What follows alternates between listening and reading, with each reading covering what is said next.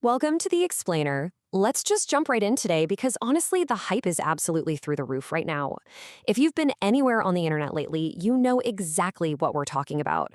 Rockstar Games has sent absolute ripples through the gaming community with the highly anticipated announcement that pre-orders for the next massive chapter in the Grand Theft Auto universe are expected to kick off right after June 25th.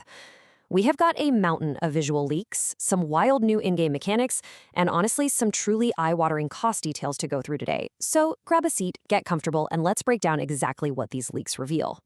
I mean, the sheer dedication and let's be real, the slight desperation of the fan base right now is just fascinating. Take this quote directly inspired by the source material, for example. I sold my heart for a PlayStation, now I need an arc reactor. It perfectly and super playfully captures a pretty painful reality for a massive chunk of gamers. When this highly anticipated game finally drops, it's hitting PlayStation first, leaving PC players completely out in the cold for the initial launch. Yet, even gamers who don't currently own a PlayStation are out there celebrating the pre-order date, actively joking about trading their organs for a console just to play this game on day one. It's a hilarious but incredibly accurate picture of the community's mood right now. So this perfectly captures the massive divide happening right now. On one hand, you have the pure elation of that impending June 25th pre-order date. Millions across the internet are rejoicing that the wait is finally almost over. But on the flip side, the harsh reality of console exclusivity. If you're strictly a PC gamer, that immense joy is heavily mixed with a really frustrating realization that your wait is going to be significantly longer than everyone else's. But regardless of what platform you play on, the hyper-detailed elements we're seeing from the latest visual leaks are more than enough to get absolutely anyone excited. All right, moving into Section 1, the zoom in on characters and world details. Notice the stark contrast between our two main protagonists here, Jason and Lucia. Let's break this down. First up, we have Jason. Based on the visuals, he is giving off some major ex-military and modern mafia vibes. We see him associated with a rugged, off-roading Honda-style bike, an army-style background, and he starts off with this slick, heavily modified car known as the Ganado. Basically, he's got that cool, calculating hero look.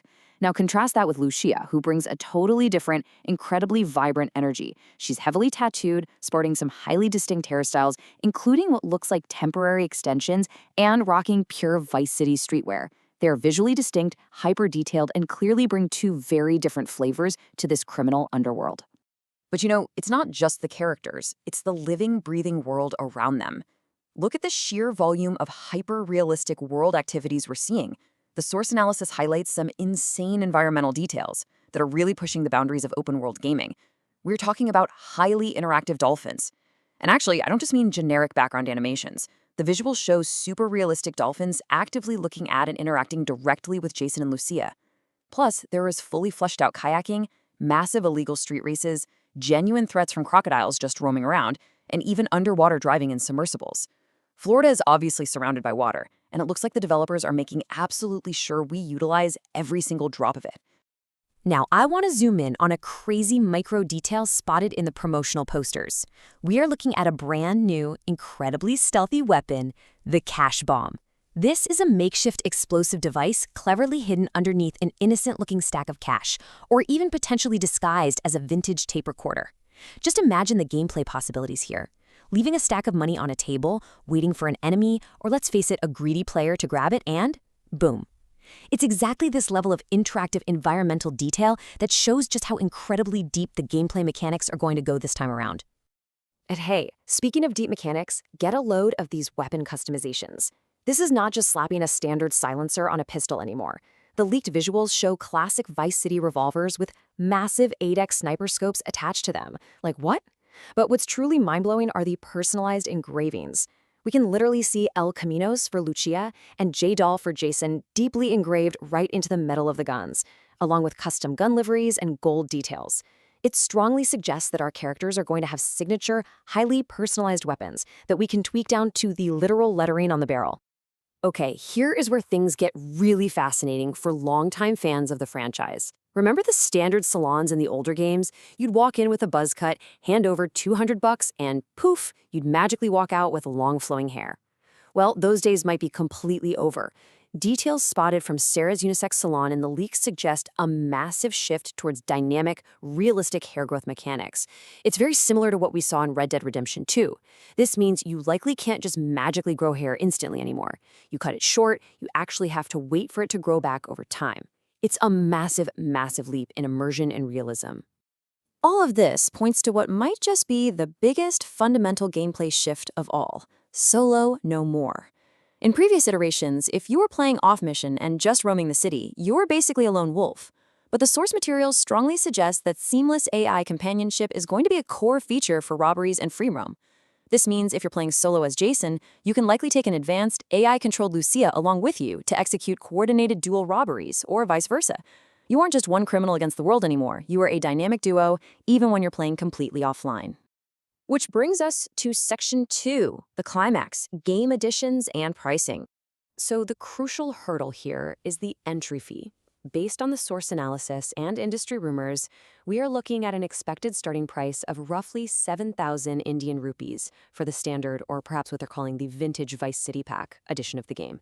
Yes, it is definitely on the higher end for a base game, but considering the sheer scale of the map, the decade-long development time, and all that hyper-realism we just looked at, a lot of fans are already rationalizing this as a perfectly fair price for the base experience. But wait, because it goes higher. If you want the feature-heavy Ultimate Edition, which historically includes things like early access, exclusive digital liveries, bonus starting cash, and unique gear, you are likely looking at a massive 10,000 rupee price tag. That is a significant investment for a piece of software. It really tests the absolute limit of how much we're willing to pay for digital entertainment in today's market. Despite those sky-high prices, the reaction from the hardcore fan base is honestly wild. Listen to this quote: "I'll buy the collector's edition even if it costs lakhs. I want those statues." This perfectly emphasizes the unwavering dedication of hardcore gamers. A lakh, just for context, is 100,000 rupees. So while that specific number might be a slight exaggeration born out of pure hype, it shows there is a highly dedicated segment of the audience ready to drop a massive amount of real-world money for the ultimate physical collector's edition, almost regardless of the cost. So what exactly drives someone to spend that kind of cash? Well, here is exactly what makes the collector's edition so outrageously expensive. It is not just the digital game. It's the massive physical box filled with exclusive loot.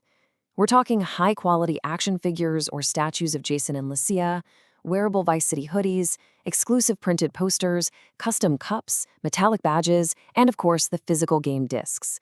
It's a literal treasure chest for superfans who want a physical piece of gaming history sitting proudly on their shelves. Which brings us right to the ultimate question you really have to ask yourself. Will you spend 10,000 rupees or your local equivalent for the ultimate GTA 6 experience?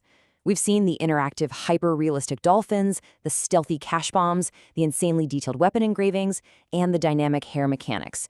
The ambition and scope of this game are undeniably staggering. But is that ambition worth the premium price tag? Reflect on your own wallet, think about the incredible details we've covered today, and decide for yourself if the hype is truly worth the cost. Catch you in the next one.